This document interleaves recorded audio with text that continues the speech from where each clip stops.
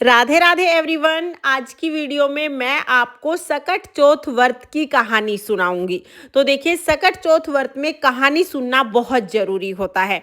आप चाहें तो जिस जगह पर भी आप कहानी सुन रहे हैं या पूजा कर रहे हैं वहाँ पर आप चौकी लगा लीजिएगा। चौकी ना लगाना चाहें तो आप एक थाली ले लीजिए। थाली में स्वास्तिक बना के वहाँ पर हम गणेश जी को विराजमान कर देंगे।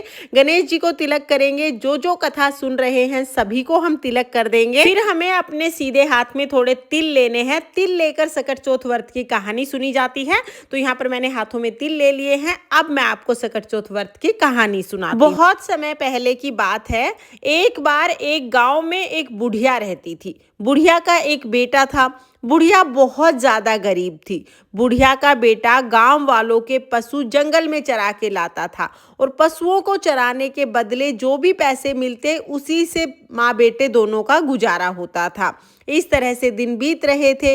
एक दिन बुढ़िया का बेटा पशु चराने के लिए जैसे ही घर से निकला, उसकी चाची ताइयों ने उसे कहा कि बेटा, तुम तो पशु चराने चले जाते हो, इतनी मेहनत करते हो और तुम्हारी माँ तो गट्टे कर करके खाती है, यानी पकवान बना बना के खाती है। उस बुढ़िया के बेटे ने कहा, ऐसा तो हो ही नहीं सकता, मेरी माँ ऐसा कर ही नहीं सकती। उसकी चाची ताई बोली, अगर तुम्हें यकीन नहीं है तो आज अपने घर थोड़ा जल्दी चले जाना, अपनी आंखों से ही देख लेना। बुढ़िया के बेटे ने सोचा, चलो ठीक है, आज जाके देख लेता हूँ। बुढ़िया का बेटा रोजाना से थोड़ा पहले घर आ गया। उस दिन सकट चौथ का व्रत था। बुढ़िया ने सकट चौथ का व्रत किया था। बुढ़िया तिल चटका के, तिल भून के तिलकुट बना रही थी। जब बुढ़िया का बेटा आया, उसने अपनी माँ को तिलकुट बनाते हुए देखा तो उसके यकीन हो गया कि मेरी चाची ताई तो ठीक कह रही थी। मैं तो यहाँ जंगल में चला जाता हूँ पशु चराने और मेरी माँ तो पकवान बना बना के खाती है। बुढ़िया के बेटे ने तुरंत अपनी माँ से कहा, माँ मैं तो घर छोड़ के जाऊंगा। बुढ़िया ने कहा, बेटा क्या बात हो गई? तो उसका बेटा बोला, माँ मैं तो चला जाता हूँ जंगल में पशु चराने और तुम तो पीछे से गट्टे कर करके यानी पकवान बना बना के खाती हो। मुझे खिलाना तो दूर, मुझे बताती भी नहीं हो। ये कह के बुढ़िया का बेटा घर छोड़ के जाने लगा। बुढ़िया ने बहुत समझाया, बेटा आज मेरा सकट चौथ का व्रत है, मैं तो तेरी लंबी उम्र के लिए सकट चौथ माता का व्रत करती हूँ, उसी के लिए तिलकुट बना रही थी। लेकिन बुढ़िया का बेटा नहीं माना। बुढ़िया भी समझ गई ये नहीं मानेगा, ये किसी का सिखाया पढ़ाया हुआ है। बुढ़िया ने कहा, बेटा अगर तुम जा ही रहे हो तो मेरे ये सकट चौथ व्रत की कहानी सुने हुए तिल अपने साथ ले जाओ। जहां भी तुम पे भीड़ पड़े, जहां भी विपदा आए, ये तिल पूर के बैठ जाना। अगर मैं तुम्हारे नाम के व्रत करती हूँगी तो सकट चौथ माता की कृपा से तुम्हें कुछ नहीं होगा। बुढ़िया का बेटा वो तिल अपने हाथ में लेके चल दिया। चलते चलते एक घने जंगल में पहुंच गया। जैसे ही बुढ़िया का बेटा जंगल के बीच में पहुंचा तो वहां पर सामने शेर खड़ा हुआ दिखाई दिया। शेर को देखते ही बुढ़िया का बेटा थर थर कांपने लगा। अब उसने सोचा कि आज मेरा मरना तय है, ये शेर तो मुझे खा के मानेगा, अब मैं तो बच नहीं सकता। डर के मारे उसे अपनी माँ याद आई, क्योंकि इंसान को डर में सबसे पहले माँ याद आती है। माँ याद आते ही बुढ़िया के बेटे ने माँ के दिए हुए तिल अपने चारों तरफ पूर लिए और बैठ गया।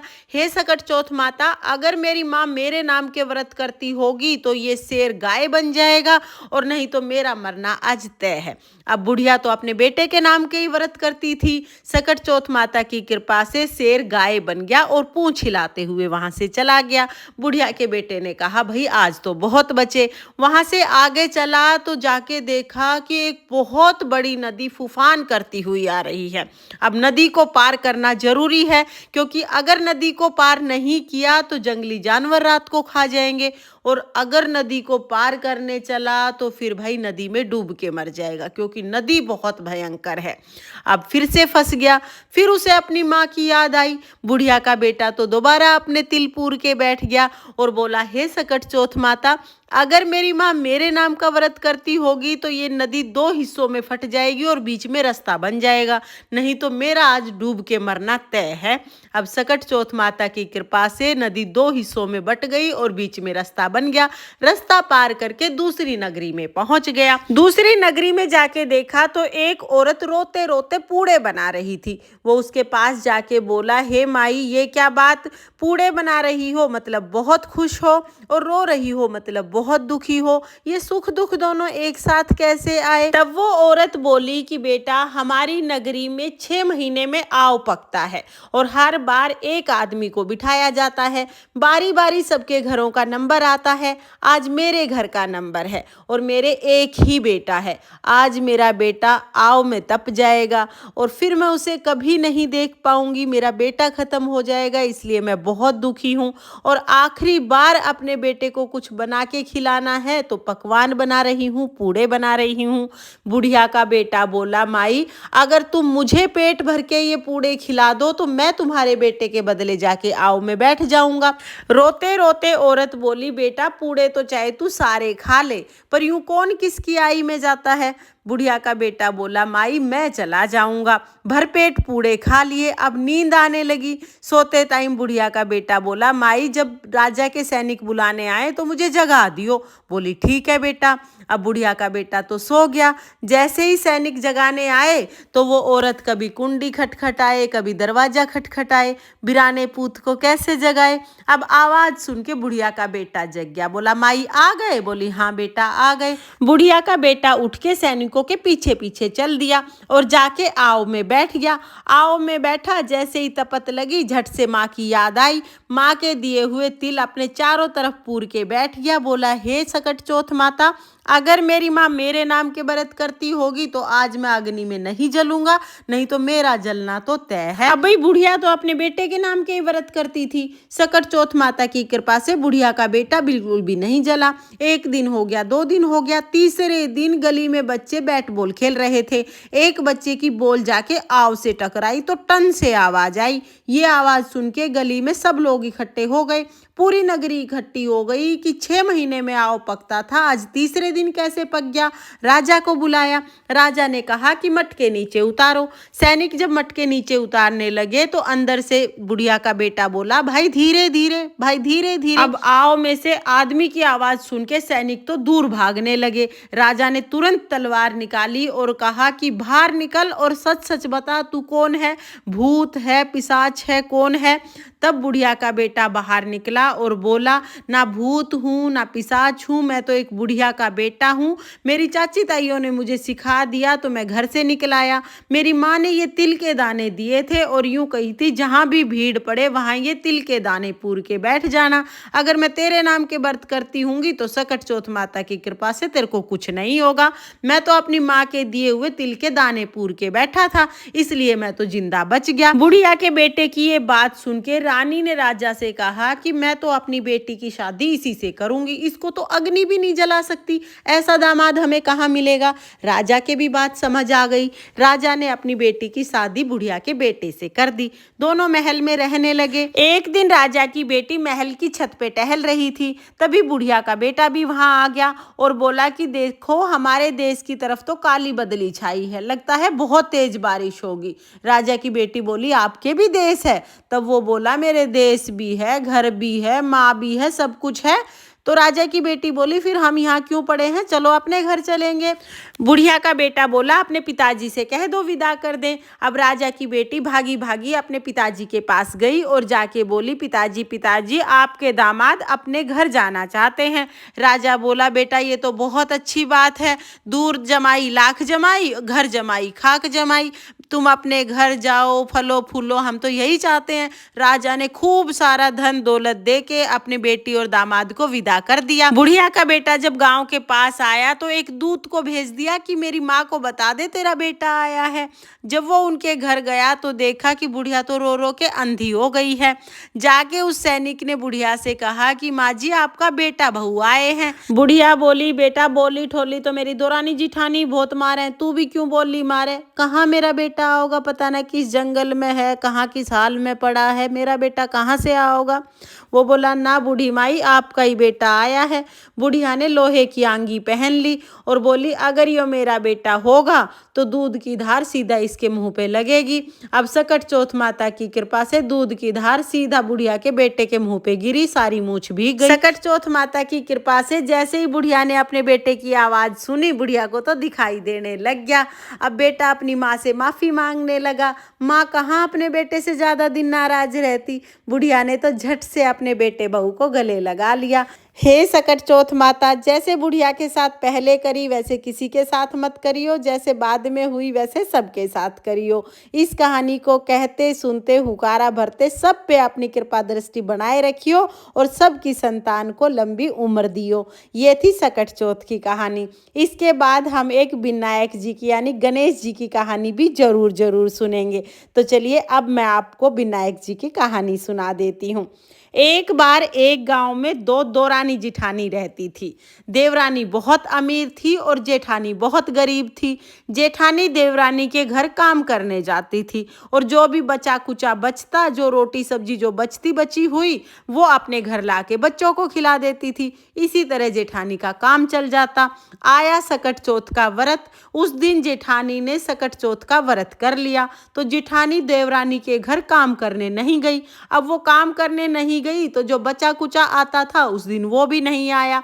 बच्चे खाना मांगने लगे, माँ खाना दो खाना दो। अब वो खाना कहाँ से दे, बच्चे रोने लग गए। उसका आदमी घर आया और देखा कि ये काम करने तो गई नहीं, व्रत करके बैठ गई, बच्चे रोने लग रहे हैं। आदमी को बहुत गुस्सा आया तो दमड़ दमड़ कूट दी। अब वो तो बेचारी कुटी पिटी एक कोने में पड़ी रोती रही। इतने में आ गए विनायक महाराज। बाहर से आवाज लगाई, भाई घर में कोई है? तो बोली, हाँ महाराज मैं हूँ, बोलो। तो बोले, बेटा मैं तो निमटवा जाऊंगा यानी फ्रेश होऊंगा, शौचालय चाहिए। बोली, महाराज कहाँ के शौचालय, ये पूरा ही घर शौचालय, जहाँ जी करे वहां कर लो। अब विनायक महाराज का तो सेठ के घर वासा था, पूरे घर में कर दिया। अब चलते टाइम बोले, बेटा हाथ कहाँ पहुँचूं? वो बेचारी पिटी कुटी तो पड़ी थी। बोली, महाराज मेरे सिर पे पहुँच लो। अब वो सिर पे हाथ पहुँच के विनायक महाराज तो चले गए। सुबह उठ के देखा तो पूरे घर में हीरे मोती सोना चांदी बिखरा पड़ा, बाल बाल में हीरे मोती जड़े पड़े। अब वो तो सारा परिवार अपना धन समेटने में लग गया। उधर देवरानी ने सोचा, जीजी कल भी काम करने नहीं आई, आज भी काम करने नहीं आई। अपने बच्चों को बोली, जाओ अपनी ताई जी को बुला लाओ। बच्चे ताई जी के घर गए, जाके देखा कि ताई जी के घर तो सोना चांदी धन दौलत बिखरा पड़ा है। बच्चे तो भागे भागे वापिस घर आए और बोले, माँ ताई जी के घर तो बहुत सारा धन सोना चांदी हीरे मोती बिखरे पड़े हैं, आज तो कोई और ही ताई जी के घर काम कर दे, ताई जी तो इतनी धनवान हो गई। अब भाई उसकी देवरानी तो भागी भागी गई और जाके बोली, जीजी आन करा बिनान करा, क्या जादू टोना करा, इतना धन कहाँ से आया? जिठानी बोली, जीजी धन की क्या बताऊं, कल मेरा सकट चौथ का व्रत था इसलिए मैं तेरे घर काम करने ना गई तो घर में कुछ खाने का ना आया। तेरे जेठ को गुस्सा आया तो मेरे खूब मारे और फिर विनायक जी वाली सारी बात अपनी देवरानी को बता दी। अब उसकी देवरानी तो अपने घर गई और जाके अपने आदमी को बोली कि मेरे मार। उसका आदमी बोला, निर्भाग वो तो बेचारी भूखी प्यासी पिटी थी, तू धाई धापी भी क्यों पिटे? कि ना मेरे मार। अब 2-4 बार कही, उसने बहुत गुस्सा आया, खूब दमड़ दमड़ करके अच्छी रेही तोड़ दी, कुट पिट के कोने में पड़ गई। आए विनायक महाराज। उस दिन विनायक महाराज का तेली के घर बासा था, खूब खड़ खा के आए थे। आके बोले कि घर में कोई है? कि हाँ महाराज मैं हूँ, बोलो। कि बेटा मैं तो सोच के लिए जाऊंगा यानी फ्रेश होऊंगा। बताओ। कि महाराज पूरा घर लिपा पुता झाड़ू पोछा कर रखा, साफ सफाई कर रखी, सारे में कर जाओ। अब विनायक महाराज ने तो सारे में सिड़ा दिया। चलते टाइम बोले, बेटा हाथ कहाँ पहुँचूं? बोली, महाराज शैम्पू कर रखा है बालों में, एक एक बाल खिल रहा है, मेरे बालों में पहुँच लो, मेरे सिर पे पहुँच लो। अब विनायक महाराज तो उसके सिर पे हाथ पहुँच के चले गए। सुबह उठी तो सिड़े, जितना समेटे उतना फैल जावे, जितना समेटे उतना फैल जावे, हर जगह बदबू ही बदबू, सिड़ाओ सिड़े। अब भाई वो समेटना भारी हो गया। भागी भागी गई और विनायक महाराज के पैर में पड़ गई। हे विनायक महाराज यो के करी, मेरी जिठानी को तो इतना धन दिया और मेरे को इतना सिड़ा दिया।